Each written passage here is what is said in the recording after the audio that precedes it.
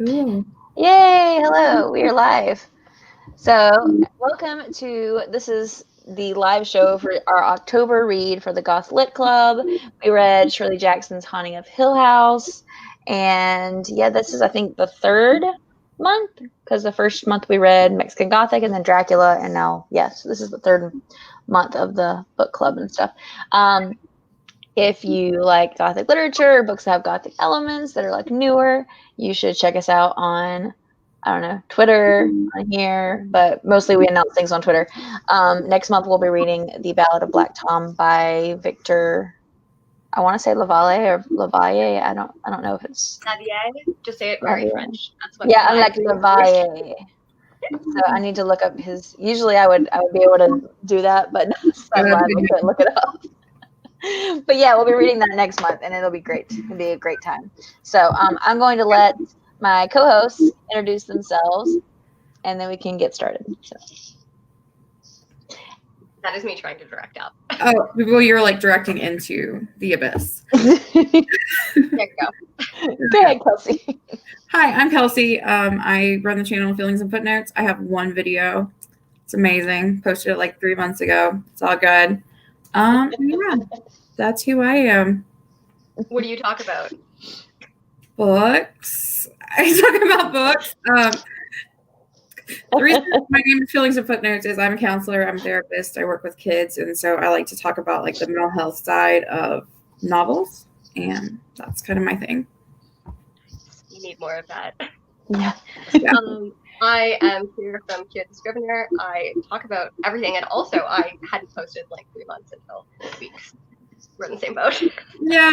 I talk about a lot of classics, and normally fantasy, but not lately. Poetry, all the things. I read everything.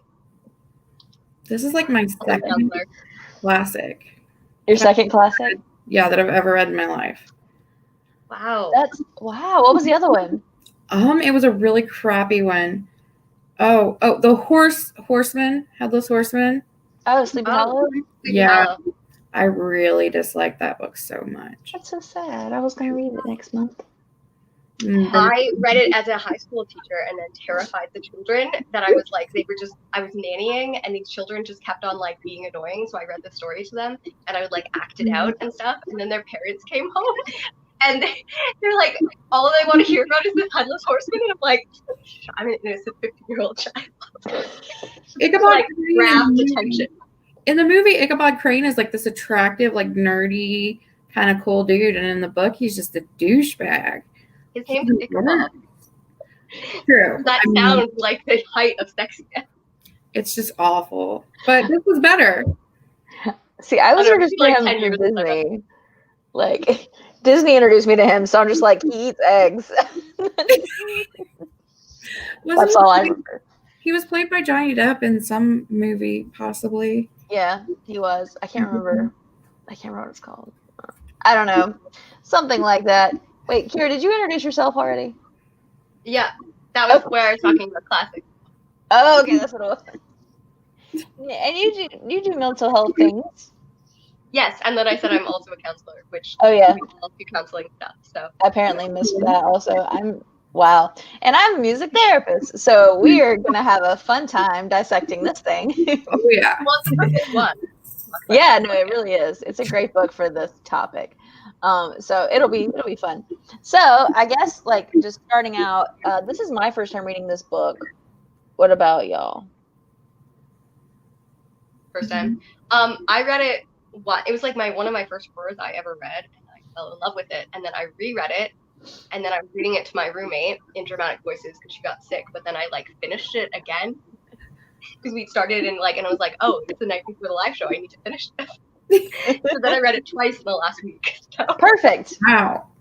It's the first time reading it, and I wanted to super focus, so I read it along with the audiobook and the physical book. I was like, I'm zoning in.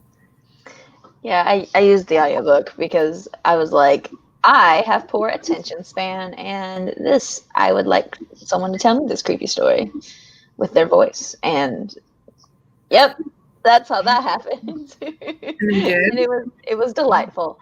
What were your expectations going into the book? I thought I was going to hate it. If Yeah. I'm being completely honest. I don't know. There's always this kind of pretentious, or I have one experience, so obviously I'm going to generalize it to every other classic that exists. But I was expecting it to be really pretentious and to almost talk down to the reader. But I don't feel like that's what happened. And I really felt like it was on my level, and I really enjoyed the characters. Like they were actual characters and not just kind of cardboard cutouts that I think, at least I kind of got with the previous classic I read. So I'm going to say I really enjoyed it. Okay. Yeah, and I'm sorry that we need to talk about classics sometimes. I'll give you good recommendations, because I also was super intimidated by classics and kind of started booktube when I started reading classics, and I had a lot of thoughts about it. But most of them aren't super pretentious, because they weren't written to be these masterworks. They were just contemporary books at the time that have stayed because they're really good often, and sometimes really pretentious. But I can't remember my last expectations. I had never read horror, and I didn't think that I would really like it. But then the show had just come out, and the guy I liked at the time was talking to me about the psychology of it, and I was like, I like this, and talking about so I was like, I mostly went into it as a mental health, being like, okay, this doesn't sound like the worst thing ever. And then I ended up really loving it, and loving, I think I love it more as an exploration of it, but this time I got a lot of more of humor and the stuff around it. And it's just I really genuinely like the characters. I like the psychology. I read more Shirley Jackson now, and I'm becoming a huge fan of her. So yeah. I think the first thing I read about was The Lottery, I think. Because my mom used to talk about that. She was like, when you're in school, they're going to make you read this scary thing. And I was like, oh, okay. And I didn't like it because it was scary. But I liked this. This wasn't, for some reason, as scary as The Lottery was to me, because I guess this seems less like it would happen. I have no idea what The Lottery is, but now I feel like I need to read it. You should. It's a short story, so you can read it in a few minutes. Yeah. I had known the story of The Lottery, but never actually read it in school, because I don't think it's a Canadian thing. But I read her short story collection in September, and it's wonderful, because literally all of it is doing is finding the sinister and the eeriness below. Sorry. I don't know if that was me. I was like, is that fire That was me. Sorry. It's okay. And it's this super sinister. So most of them are normal situations, and they're but there's a wrongness to it, and there's a thing. So I love her ability to just make everything creepy in normal things. There's not even anything supernatural in the story, but it's unnerving. That was my favorite part of this story, is that it just it was slowly more and more creepy as you went along. And it wasn't anything, yes, there were a couple of creepy things that happened, but it was almost the writing just got creepier as the story progressed. And I was like, oh, this is making me really uncomfortable. But in a good way, not uncomfortable in a bad way. And that was just really cool how it started off kind of almost joyous when she's driving through the country and is seeing, this little house that she wants to go and live in or whatever. And then it kind of just starts getting more and more sinister. Yeah. No, I totally agree with that. I think going in, I'd seen the show, which was a terrible idea for me because I have an overactive imagination and I already don't like the dark. So now I can't even think about it too hard or I'll start freaking out a little bit. So, but I heard that the book wasn't as scary as the show, so I was like, it'll be fun. So I guess I went into it with the, view of Gothic books don't really freak me out because it's the atmosphere. I guess it's creepy. So I didn't expect to be super freaked out, and I wasn't. I think I really enjoyed it. But it was an experience to me because I do like classics, but usually the ones that are more Gothic literature kind of classics. Other classics I haven't found that I can really get into as much. But yeah, so there's that. This is a question that I just now decided I wanted to ask. If you were invited to stay in this house by Mr. Dr. Montague man, would you accept? Oh, 100%. Yes, I am the epitome of that stupid person who wanders into the haunted places. Yeah. That's just my aesthetic, I think. I feel like Kira's frozen. I think so too. Let's see. I wonder if I can fix that. It's a very nice pose that she's frozen in, though. Yeah. No, oh, there we go. Hi. Can you hear us, Kira? I don't know if she can. Oh, she'll return momentarily. The other day, I was in the middle of a live on my own channel, and I just vanished. And it's not the first time that's happened to me either. I was on a book club, one of my old book club. I was doing a live, and I just like ended up logging myself off somehow because my computer died. And so my friend Sarah had to like end the show. She was like, "Anyway, bye." And I was like, "I'm so sorry." That is hilarious. So yeah, no, this I don't know what I expected going in. I just expected it to be eerie. I expected it to be atmospheric, which I really do think it was. But yes, let's see. Oh, she's back. So, yay, she's back. So sorry, I wasn't sure if it was you guys freezing or me, and then I was like, I'm pretty sure it's me. That was happening to me earlier, like my sound did the thing, and I was like, oh no. But would you accept an invitation if you were invited to go to Hill House? Yeah, I would like to.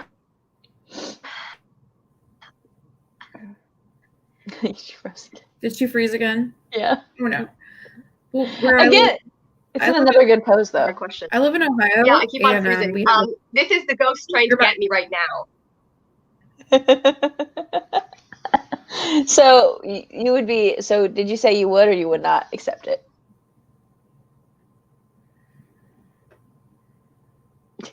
Oh my gosh.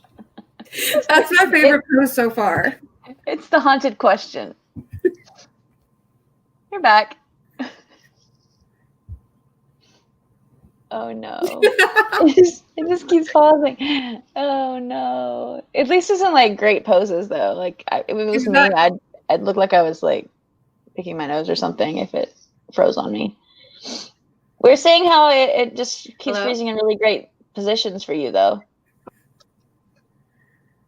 Yeah, she had to check off for a minute. But Rena over here says, hard question, I'm a scaredy cat, but it'd be too tempting not to. I feel like I would definitely say no immediately. As much as I would love to explore in the daytime, there's no way in Hades that I would ever sleep there. I'm the type of person, like when I'm in the car and we pass a house that looks even moderately haunted, I'm like, nope. And then I'm like, drive faster. So I'm very anti-haunted. I'm actually like here in Ohio, you can go and you can pay and go and stay at like Mansfield Prison overnight, which is supposed to be, I believe, a very haunted prison. And I've always wanted to do that, but finding someone who will come with me has been a struggle.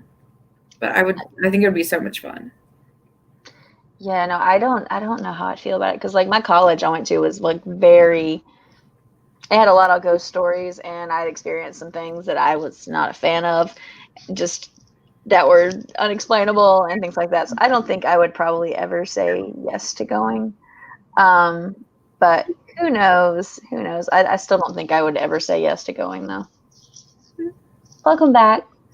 Thank you. The most terrifying thing was that it froze and then was unfreezing. So if you could take your laugh and psych about half a second, it was literally, it went on for like a minute in which your laugh was just extended over. And I was like, the ghost thing might actually be true. It was just like, oh no. As you like drew backwards in the This is a haunted exactly stream. like that, but in like super slow down. It's a haunted stream. Oh no.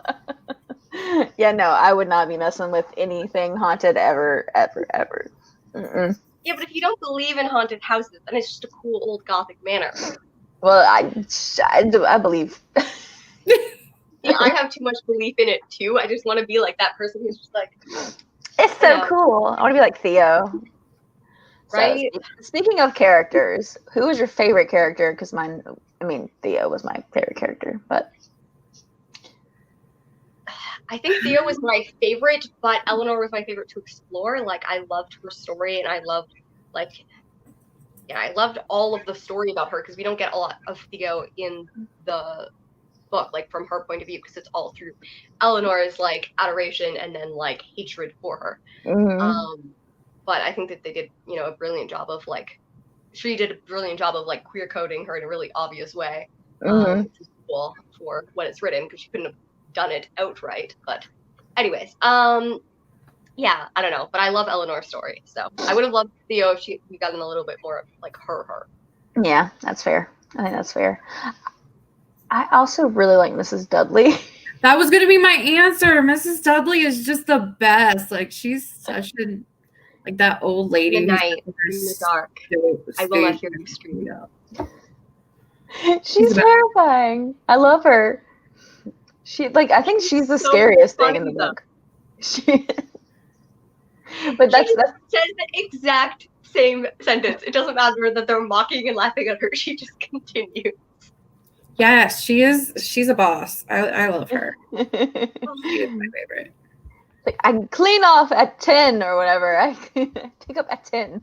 Also, give tea between 1 and 3. Mr. Montague's, whatever his name is, his wife, she was a badass too. Like, the women were pretty badass. Oh, I didn't like her at all. You hated her? Oh, I mean, she was awful. You're supposed to like her.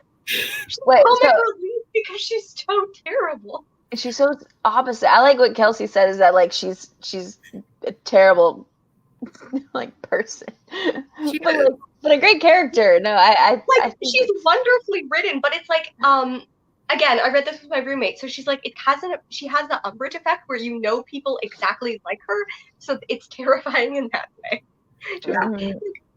Like, it could be saying something powerfully about, like, something, but really, the dude studied it, and his wife is just, and speaks to me.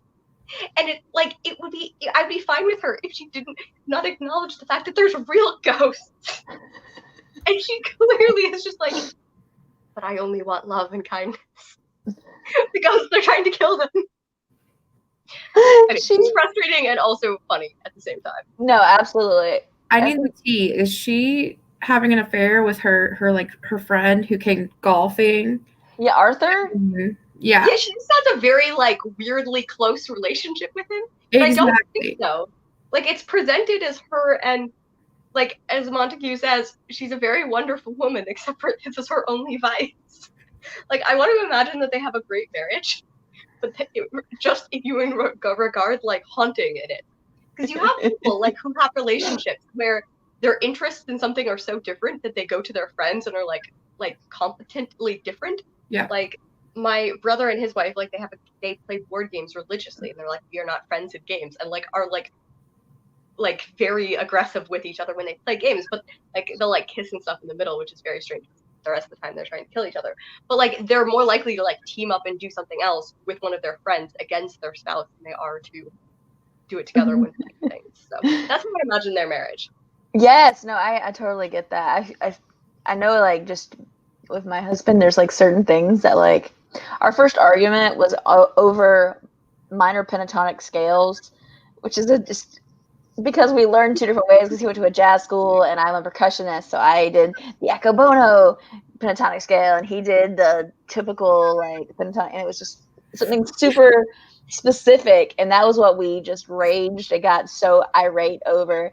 And so, like, I understand, and I just think it's hilarious though, because up to that point they're doing this, like, almost like whisper, they came into the house and they felt like they needed to whisper and, like, treat it like it was this sacred place. And then she comes in, she's like, hello, I want the most haunted room that you have, Arthur, get the bags. Like, yeah, she was, I mean, I liked her. I loved her. I think I would have liked her for all of her, like boisterousness and everything else if she just could remember people's names. Oh yeah. She just had this, like, she had this thing of, like, almost like, I'm a little bit better than you guys though. That young man who Luke owns the friggin' house. Good turn. Like, I'm inheriting this hell of a building. Yeah. I'm like, I don't deign to know your name. But we're allowed to have different thoughts on characters. That's the joy of books. I love it. I think she did provide a really interesting like contrast because you don't really expect a character like her in this kind of book because it's so like everything is mystery and ooh, and then she's like, hey, it's just popped up like right when all the spook was building, and she just like yes. popped up like, hey, and it was just the perfect time for her to come in. Absolutely. And Rena in the chat over here was saying that I was kind of scared about her the first night, and I agree. I was ready for her to get like snatched up by a ghost and like pulled out to the cold, and I was waiting on her to like get served. Didn't happen, but I was ready for it. But then the question is, like, are the ghosts actually real? Because Arthur is just hearing tapping of trees. Or are they just delusionally not with the fact that this is going on? Or is it all in, like, Eleanor's head? Is Eleanor manifesting things? Because she opens the door with her hand at the end. So clearly she has some teleponic power that's related to her emotions. Anyways. Yeah. And they mentioned that like at the beginning when he's like recruiting them, he recruits Theo because she's got like telepathic sort of abilities and she can kind of feel, and what she exhibits, she like can feel sort of the vibes and stuff like that. And then Eleanor apparently is supposed to have telekinetic abilities that are unmanifested and all these things. But are there any signs like at the beginning of the book that that she's gonna be a little bit more susceptible to stuff? She has this like wanderlust personality. It's like all throughout the beginning, she's trying to escape almost. And I think when you're open to that, looking for that adventure, it's more likely to find you. And that almost seemed like how she was at the beginning. Yeah. Well, like I see a lot in her of people who have been like very neglected or like abused, and like she keeps on going like this isn't a good situation, but it's like it's better than kind of where I'm from.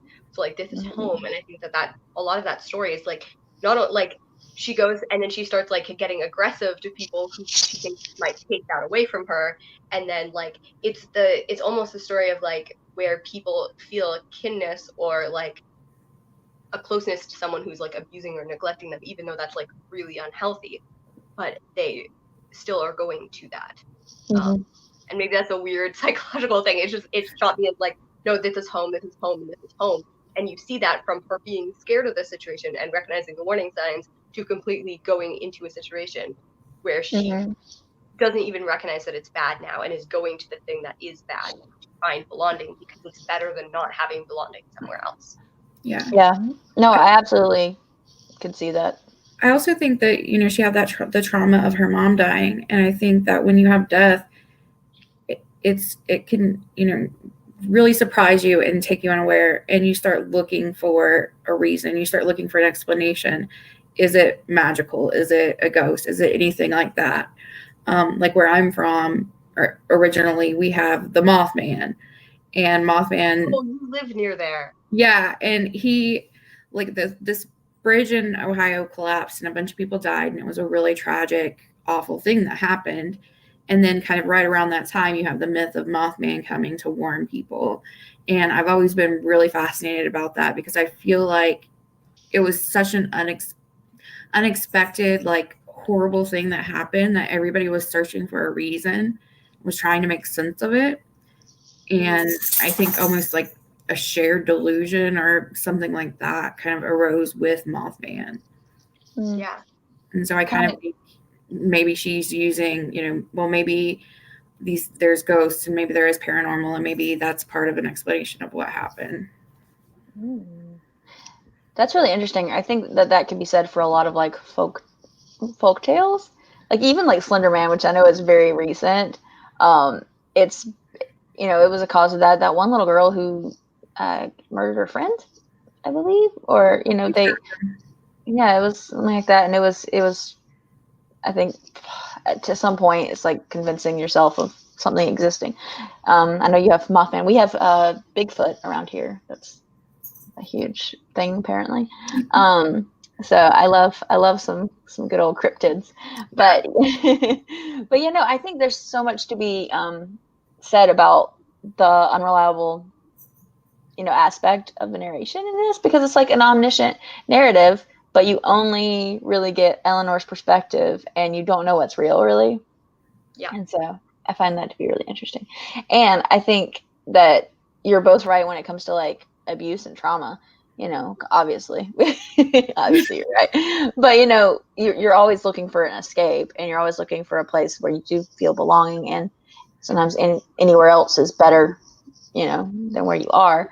So it makes sense that she wouldn't want, someone to take that away from her. And it would also kind of lend itself to that hot and cold, black and white thinking she has with like the other people, like Theo. He's like, I love you, I hate you, I want you to die. Yeah. Things like that. That we've seen that in a lot of different types of things, personality disorders and stuff like that, where you have that, kind of skewed perspective. It's very common, and with a lot of other disorders and stuff too. But yeah. So do y'all think that they're actual ghosts? I think so. You think so? I don't. You don't? Ooh, this is fun. Okay. So I mean in regards to the story, not in regards to real life. Sorry. Yeah. Okay. I don't think it was ghosts. You don't think it was ghosts? Okay. Interesting. Okay. I am undecided because I don't know. I'm undecided. I really am undecided. I like the ambiguity of it though. Like, I don't know, like I like thinking that like there's the parallel things where it could have been many different ways, and it doesn't have to be a specific way, but that, like, I don't know. Like, it could have been her using telekinesis, like unaware. It could have been ghosts. It could have been just in their heads, but like, I don't know, or like things in the house. But like, I like the idea of the house and like her belonging and all of that stuff being dissected very well. And that it's a combination of the psychological and the horror. Yeah, I like the more idea of it being like a shared delusion, or of like it seeping out from one character and kind of infecting the rest of the characters. And I really like that idea. And that's kind of the impression that I got from it. Like fully. How does that? I was gonna say, how does that trigger between like the different generations or stuff? Or do you think that it's like the one thing happening created everyone's else fear of it, which then cultivated the shared delusion? Sorry, I'm not trying to. That is a big question for Friday at 8:00. Oh. Sorry, I am probably too much of an analytical reader when I'm like, but if this is right, then this is right, then this is. See, that's why you don't have to answer that. I don't. It's a good question. I don't know. My theory is really weird, and I don't know if it makes any sense. I want to hear it. Like, okay, so this is the way I thought. I feel like the show influenced this, but I'm not going to say how, because if I think about it, I'm going to cry, because it freaks me out. So I feel like all the things that you see, like, the thing saying its name is Eleanor, writing it, her name outside of things, I almost feel like it's like a haunting in reverse, like a self-fulfilling haunting. Like it's already haunted with her spirit, but it's like she's fulfilling that sort of haunting, if that makes any sense. I don't know if that makes sense. Like, she can't leave because it's like almost like the thing where she doesn't have free will, so that she's already there haunting herself. Yeah. Like, she's already, like, I feel like she is the ghost that's haunting the place. So I guess that does play into the telekinesis type thing. But I still feel like it's a ghost. Like, she's literally already haunting the place. But then it makes me wonder, like, why was it already haunted with her, or was it haunted with someone else? And it just waits for a new, person every now and then. So, yeah. I honestly got the impression that she was diagnosed with, it was undiagnosed with borderline personality disorder. Mm-hmm. And that's kind of the impression that I got. Not to armchair diagnosed or anything like that, but just, and kind of how a lot of people some people who have borderline personality disorder, their personalities are so magnetic that you can get drawn into just their orbit, mm-hmm. into kind of, if they're enthusiastic about something, then you become enthusiastic about it. You kind of feed off that energy sometimes. And I feel like that's kind of how I read it, is that she was slowly getting more and more worked up about it, and everybody else was kind of feeling that effect from her. Mm-hmm. That's interesting. And I definitely understand, like, we can't diagnose a character, but like I also understand like seeing reflections of, we can't help but think that way. Yeah. And seeing Like, that's you all I can mentioned the hot and cold. Yeah. And with that, I mean, a lot of different things have dissociation as a symptom. And I've seen, I mean, there's certain parts of this where it seems like that's what's happening.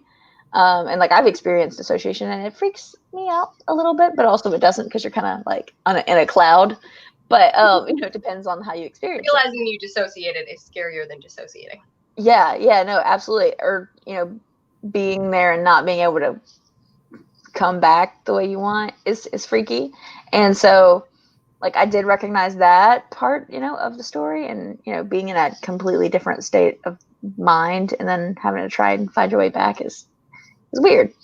It feels weird. And so it's interesting to see all these different things that could easily be diagnosed, And the same thing, like the yellow wallpaper. It's something that's going on, and it's like it's horror, but also it's probably something else going on, And which is why I wanted to ask, like, I had it right here, how I wanted to say it.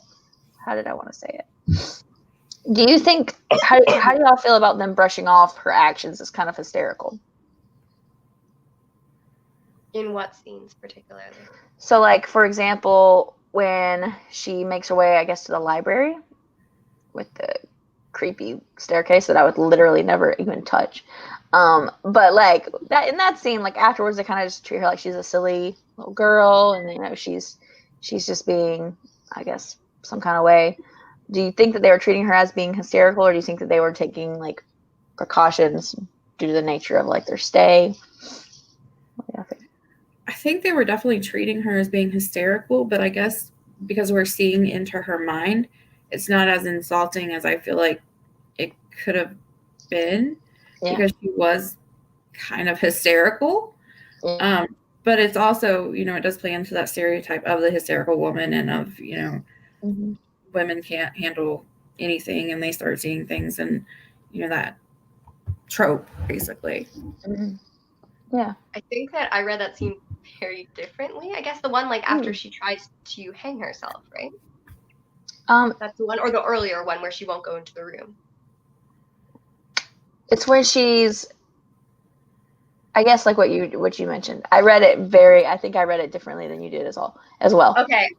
So like I always read that as they're freaking out, like because like she has conversations with Dr. Montague a few times, and he's like, we're worried that you're going to want to stay, and like if you ever, like, he's kind of checking in with her mentally, being like, if you ever feel a pull to stay or whatever, like, we'll get you out of here.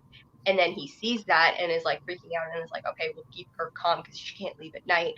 And then the next morning they're kind of like, okay, we have to get you out now before you're safe. And that's why he's like, you have to get in the car alone, and you can't leave, because it is clearly, like, he believes it's ghosts, and he's like, this is clearly very mentally disturbing, and we've seen other people come back and like hurt themselves or like died after. So his best hope is, hopefully if you leave, whatever mentally is going wrong won't continue to happen, which of course isn't good psychology, but like I viewed it very much as like they care about her a lot, and they are trying to get her out of a really bad situation.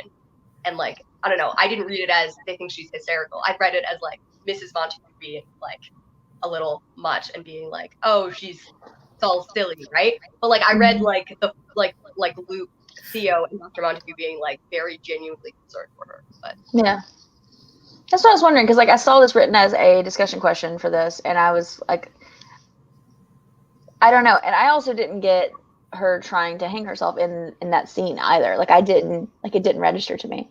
But I think I was all caught up in her like little fantasy, so I wasn't paying as much attention, I guess, to that part. That makes sense. I think it's interesting in how close they ended up being emotionally by the end of the book, when they were only really together for a couple days. And it's almost kind of calls back to trauma bonding, and how when we're in those situations, that creates a bond that is pretty intense. Yeah. And I Yeah, think no. especially for, Go ahead. I think especially for Eleanor, like she's never had a friend. She's never had anyone but her mother, it wasn't a mutual relationship. It was a caregiver to caregiver. And then she has her sister who clearly doesn't allow her any agency or anything like that. So like for her, she meets Theo and she's like, oh, I should be reserved. And then she's like, no, but I'm meeting this person that's warm and open. And she becomes very, very enmeshed in a situation. It's not healthy because but then she starts to resent her, which is very anxious attachment and being like, my goodness, I am being so isolated. So now I'm going to get really tight. And then I'm going to get very afraid of that leaving. And the rest of them are just kind of like, they're going through it and they're bonding. But like, I feel like if I whether it was growing up and going on like road trips or like retreats or like camps or anything like that, like me spending like 4 or 5 days every day with someone, I feel pretty close to them at that. Mm-hmm. That's fair. I don't know if I understood this correctly or not. Are Theo and Eleanor actually cousins, or do they just kind of like call themselves that, or do they just decide that they're cousins? Like, I always read that as a very like queer thing where they're like, we're so similar, but we can't say that we're similar, so let's call it cousins. And when I was reading things like that, again, people interpreted that very much as a loose way, just like they said, like every woman who chooses to live by herself says that she's jilted in love. And then like we have Theo going back to her roommate and stuff like that. I read that very much as Theo kind of half seducing Eleanor. History will call them gal pals. Exactly. Right? And it's like that way where it's like very much you're like legally not allowed to write like gay characters that have good endings. Mm-hmm. So it's like very blatant if you think it's queer, and if it's not, then people will be like, oh, they're great friends. They think that they're family. I thought it was really funny when Eleanor was having the conversation with Theo, I believe. And it was like almost set up like a romantic conversation. And she's just completely disgusted with everything he's saying. And he's like getting soft. And she talks about him talking about his mother and about no one having loved him and stuff. And she's just like disgusted internally. She's like, no, don't like you. Even though she kind of seems to be having this battle. Like, I feel like I should like it. I should be attracted to him is kind of the impression I got. But she was like, no. I thought that was such an interesting scene because like he's literally like, she's like, well, I want to see how he sees me. So I read this twice in 2 days. That's a lot. But like she's saying these things and literally, she's like, he's telling her about the mother and she's like, well, he must do this with many women and like all of the things. And I always read that interaction as like she's super into Theo and Theo is flirting with Luke and she's not okay because like I think. Well, it's kind of hard to know because she literally interacts with 2 men. But I read like Theo is bi and her is, I don't know what her, if she would just be a lesbian or she would be bi or pan or anything. It's kind of hard to read when she interacts with 4 characters. And one is a father figure, one is a romantic rival, and one is the girl she's into. So anyways, but like, yeah. And I feel like that shows like her, like, it's like when you're talking to someone from a way of insecurity, like something that you think that is really heartfelt, if you're reading it as, she believes that they don't care about her, so why would he say something real, even though he's trying to bond with her? So it's like showing that they're not hitting each other in the same way, even though they're trying to express similar things. Interesting. Do you all think that there's a love triangle of any sort in this? Yes, definitely. Okay, because I feel like it's like the most. Like, it's not like the normal love triangle, where it's like, I have these 2 people. I feel like it's like a full-on, like, triangle. Yeah. There's the argument that there's some kind of attraction between Luke and Eleanor as well. So, there's an actual triangle. Yeah. Yeah, no, I thought I was, like, I hadn't read any of the research, and I was like, this seems super gay when I was reading it. And I was like, am I reading into this? Am I, like, putting my gayness on this book? But I'm glad that it's not just me. I would not say so. I also have a pet theory that, what is that, Luke? Is that his name? That Luke and the doctor were definitely hooking up in the corner. Interesting. That's my pet theory. That kind of disturbs me mostly because Dr. Montague calls him my son all the time. But you might be right. I got very much the like father-son mentor, but maybe you're right. I mean, I'm not gonna kink shame, so. Well, yeah. I think it's interesting, like how different we view like their dynamics. That's very interesting. Right? Huh. I meant more out of like the power balance of not okay. Yeah. People are allowed to do with whatever as long as they're consenting adults. I mean, they were outside chasing a dog together, and I mean, the signs are there.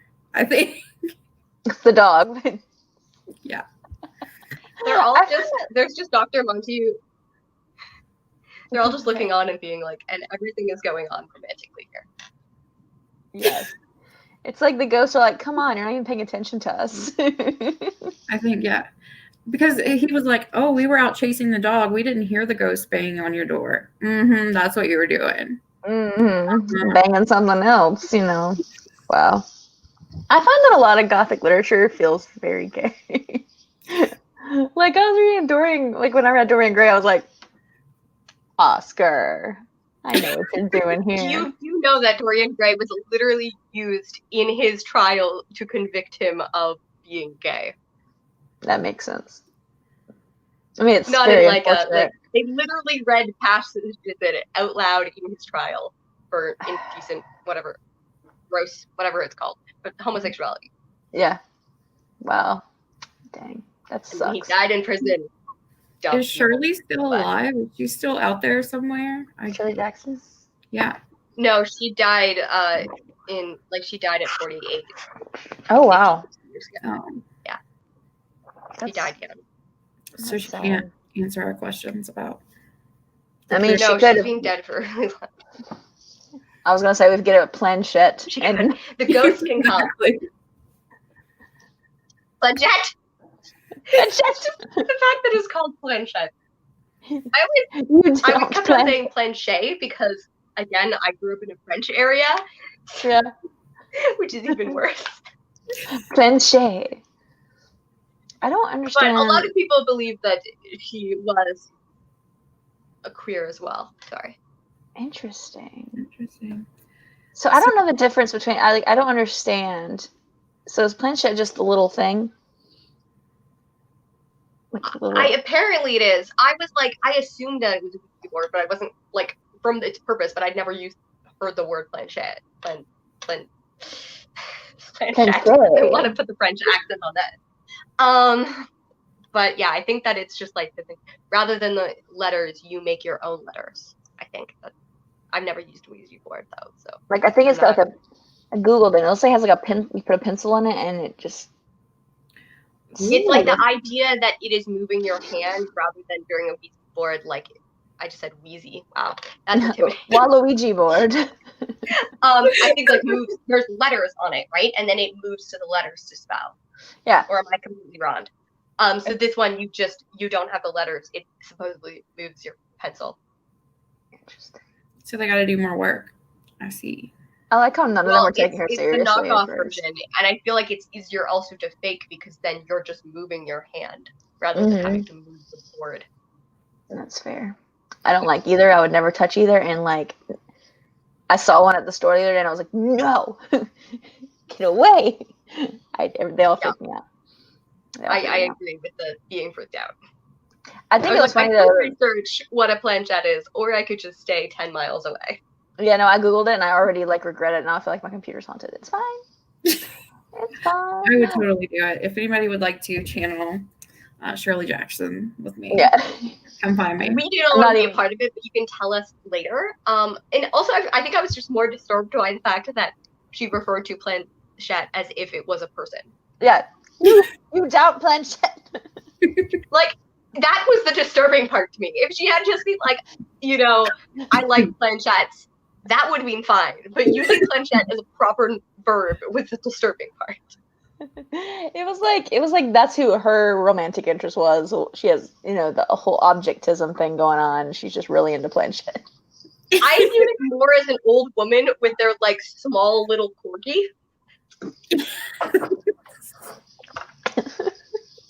Planchette. needs water at room temperature. I will leave Planchette my fortune. Now I have to Google what it looks like. Do you think she has her own little box to put it in and everything? Like, I'm well, sure she has a carrier for a Planchette that's very particular because Okay. Planchette does not like to be ruffled badly. I feel like Miss Dudley would take very good care of Planchette, but I feel like she would burn it immediately instead, though. Planchette belongs in the suitcase, just like the silverware belongs in the drawers, and things belong in the things. And if you move it, and if you ask me between 10 and 1, or sorry, 1 and 10 to see you. I would love to watch the two of them interact a lot, like a sitcom. Right, we don't really see it. It's like she just shuts her down once and then like, they're done. Also, yeah, but also there's only like one interaction that's the only interaction where Mrs. Dudley seems to not just say like a line, like she's actually talking to Mrs. Montague, rather than just like repeating like lines as if from a play, which I was very interested in. I was like, It reminds me of how like it seems like every book I've read so far not every book Gothic wise, but like this one, this is Haunting Hill House. What am I trying to say?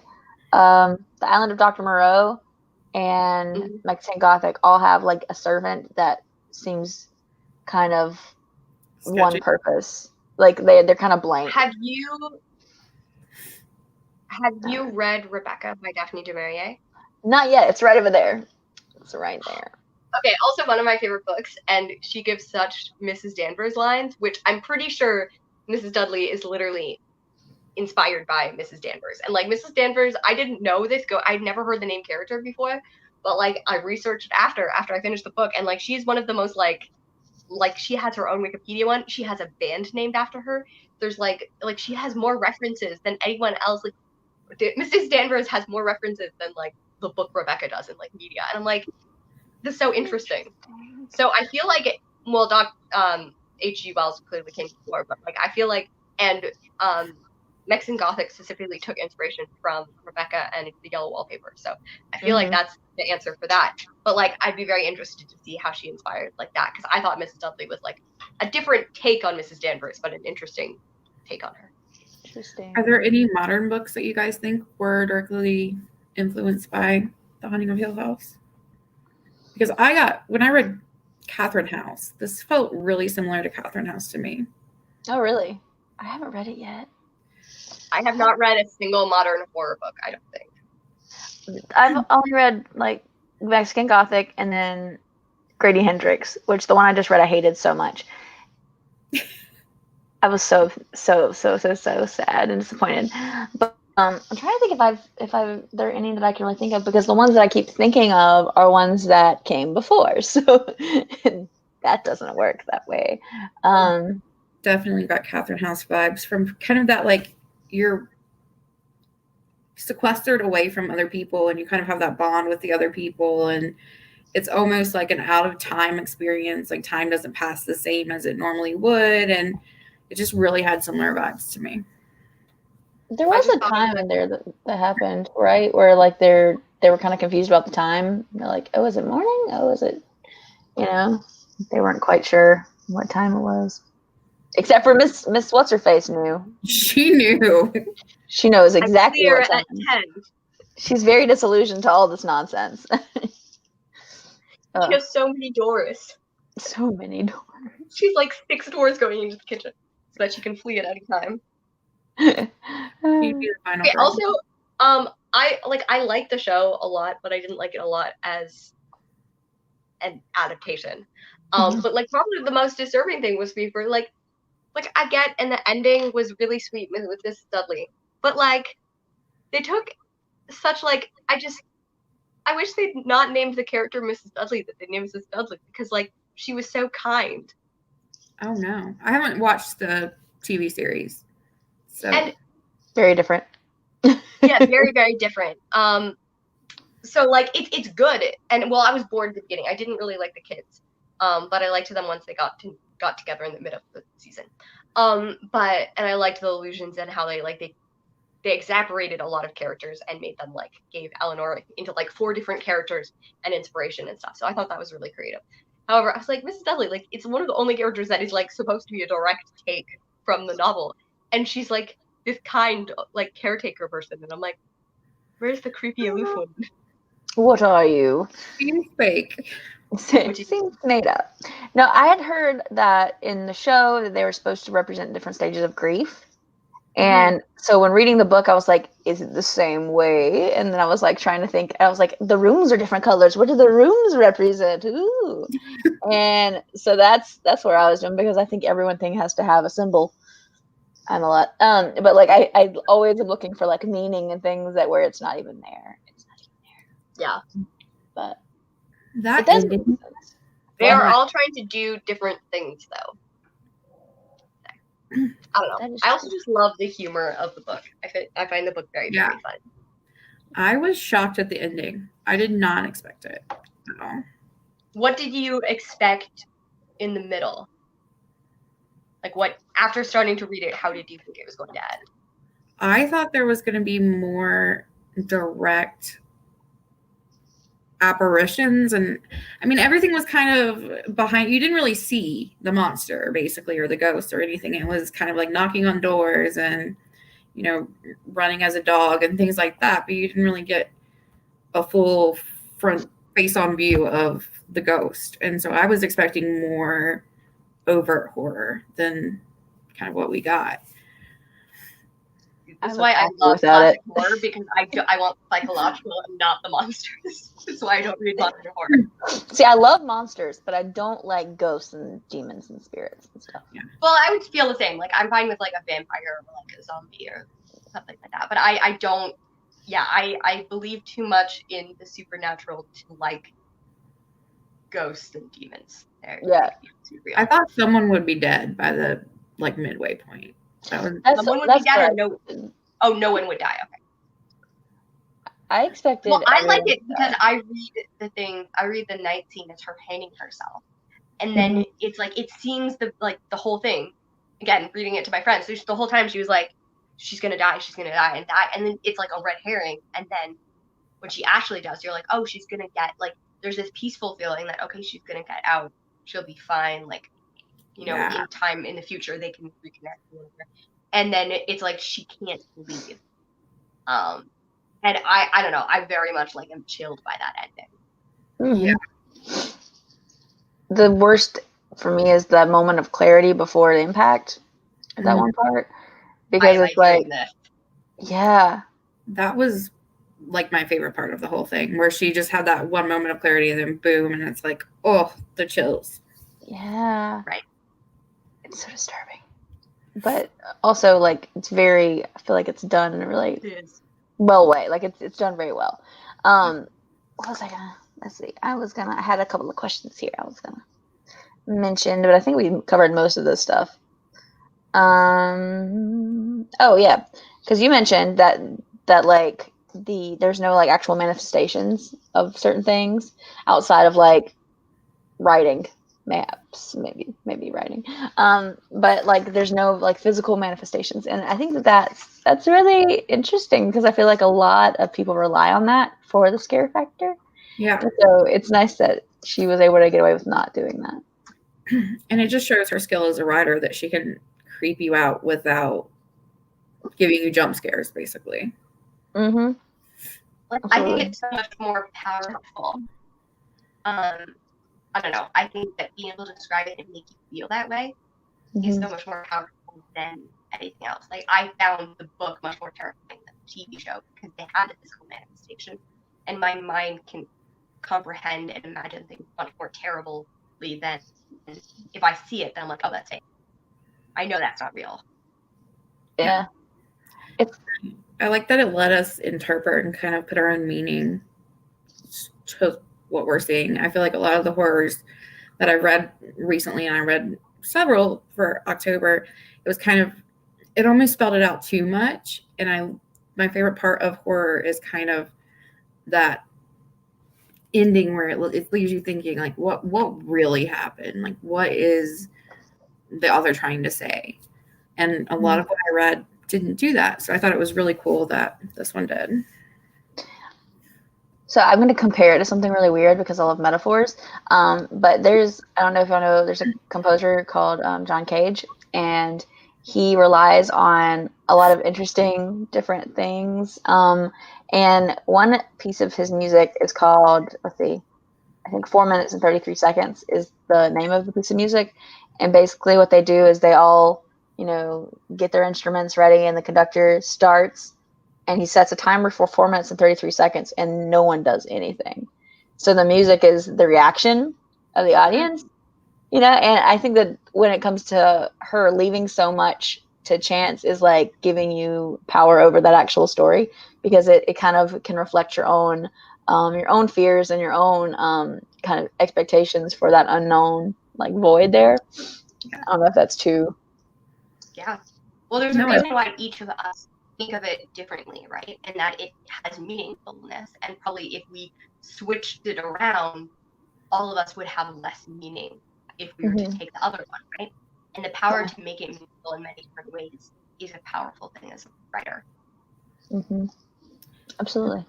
I really loved that it left enough open, but it also gave you enough of a resolution where you weren't like, there are some books that just don't give you any resolution. You're like, oh my God, why did I just waste my time reading this? Or at least I have that experience. But this, walk that fine line of there's enough left over for me to wonder about it, while also giving me a solid ending. Yeah, no, I definitely felt the same, because I felt satisfied, but also like upset, which is good. That, I mean, it's good for a book, but no, I definitely felt that.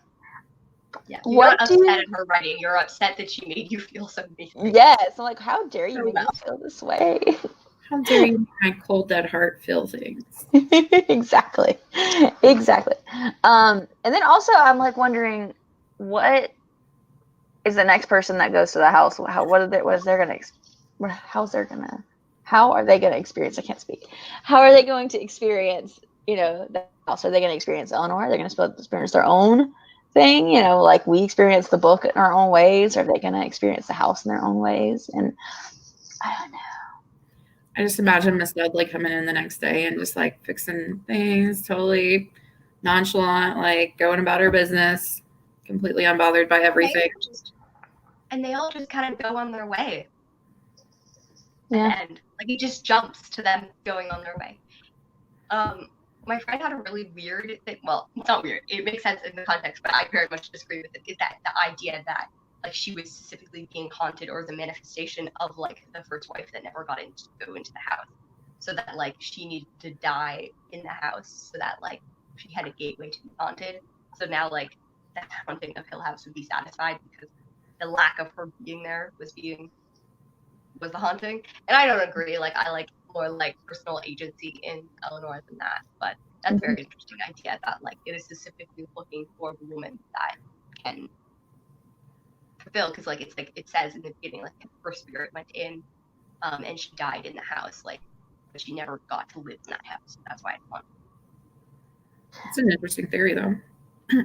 Yeah. Ooh, I just Googled the meaning. I like to find name meanings.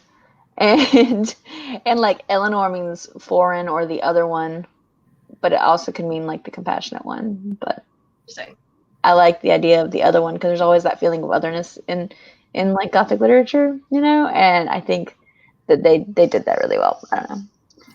Did you guys feel like the house was almost a character itself? Kind of? Yeah. I definitely think so. You could put this story somewhere else and it would not be like, you know what I mean? And the beginning, like, you know what I mean? Like, wherever walks there, walks alone is such a great line. Like, and it describes it so beautifully. Like, yeah. I love the idea of like everything being a couple angles off, and how certain houses just look malevolent and like look like they're haunted. That was just like a cool idea, a cool take that I really liked. Right? Again, and we don't get a lot of descriptions of it either, which is like the non-visual thing.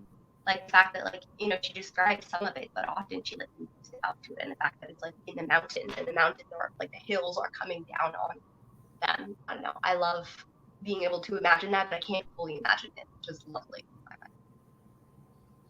I love it. I'm still over here like Googling names because this is who I am as a person. But so the meaning of Eleanor, one of the, if it's from the Arabic version, is God is my light, which is interesting because Theo's name means God and Luke's name means light. And so like that's weird. It's probably coincidence, but like what if it's not? What if? She is the combination of what Theodora and Luke. Yeah, no, I don't think I can make that connection. No, I can't. I've tried. It's not there. No. They are just manifestations of her imagination. She is still in the baby's room at her sister's house. Ooh. Sister was a bitch too. Yeah, I don't like her sister. No. Mm-mm. But I do like there are a lot of strong female characters. Like that was. Well, and this is a cool thing of autobiographical thing. Reading her short stories, like, it's a short story that I think you can read it online. But The Demon Lover, read it sometime by Shirley Jackson. It's wonderful. But a lot of her stories focus on, like, older unmarried women and like their place in society, and well, not even older women, but like women who are not like above 25 because she grew up in the 40s and the 50s, right? And like that, I feel very much like the fact that Eleanor is 32 is very big for her. In fact, like her sister, even though she's not much older than her, still has a position over her because she has a husband and a family, and Eleanor doesn't. So she feels very much like she needs a place where she belongs. And maybe part of that is her queer identity as well. Like she can't find a world in which society has. Luke can't find a world where, he lost his parents. He says his mom never loved him. Theodora is also written very much as queer and like leaving her society behind, right? Montague is part of the academic field but can't find that connection there because they don't take his work seriously, right? And it's all of these things where they're all looking for something. And I forgot my initial thing, but like her theme is like Shirley Jackson herself like didn't get married until she was 40 and then was in a really terrible marriage in which he continually like cheated and was not great to her, and then she died 8 years later without having I think she was a stepmother too, anyways, but like she didn't have a lot of agency over herself and then eventually married more out of convenience than love. So I feel like that matters a lot for her as well. Yeah. I love learning more about her because it just adds another layer to the text to what I read. So I really like this. And that's a big part of why you can't separate art from the artist, because the artist is so threaded within whatever the art is that you can't really avoid the themes that person presents, Yeah. You have to consider it both, you have to consider them together because they are a package deal, So yeah. Interesting. My theory is that Mrs. Dudley is not real. And that she's also just part of the house, and that's why her things that she said are so simple, and it's like, this belongs to the house. I am the house. I don't know. I thought you were going to say that she is like the manipulator of the house. She could also be like the puppet Mazda, but I like to have outlandish theories because it's fun. Well, The nice thing in this novel is that you could really argue most things. Yeah. Because of the vague kind of presentation of things. Absolutely. Alrighty. All right. So we are coming up on an hour here. Do y'all have any other things that y'all would like to mention or discuss about the book that y'all can think of? Yeah. I'm good. And I have endless thoughts, but same. I like analyzing, but I think it's so interesting that I think we analyze differently. And I think that's interesting too. And I like having this chat with two people who are in mental health too, because there are so many aspects of mental health in this, especially like the loss and, that feeling of emptiness, that feeling of trying to find, connections, because as we all know, lack of connections can lead to make you susceptible to so many different things. So that's cool. That's cool. I appreciate y'all talking with me, about this thing. Do y'all have anything that you want to advertise, promote, or anything like that you can think of? My channel, I talk about books. My Instagram, I write book reviews. And I put links to both of your channels in the description of the video also. So if anyone wants to find y'all, they can do so. And also, I wanted to share our, let me see if I can pull it up really quick, our merch, because there is Goth Lit Club merch now, and it's super cool. And I'm talking really, really slow so I can pull it up. And Christmas is coming up, so you should buy this for you and all of your friends so that you can have a Christmas morning picture with all just Goth Lit.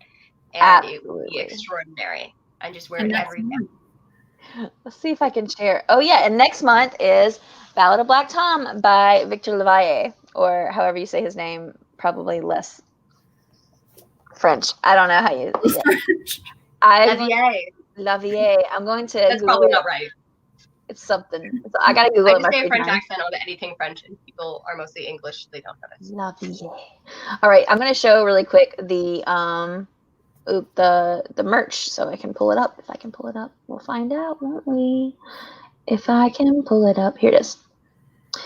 So, did it work? No, it didn't. Aha. So this is our merch. It just says Goth Lit Club. You can get it in a bunch of different things. You can get it as a, whatever this thing is, a little zippy bag thing pouch. You can get it as a t-shirt. You can get it as a mug to drink your brandy out of, like I am doing, because they were doing it in the book. You can get a phone case. You can get a bag. I think you can get a pillowcase. What?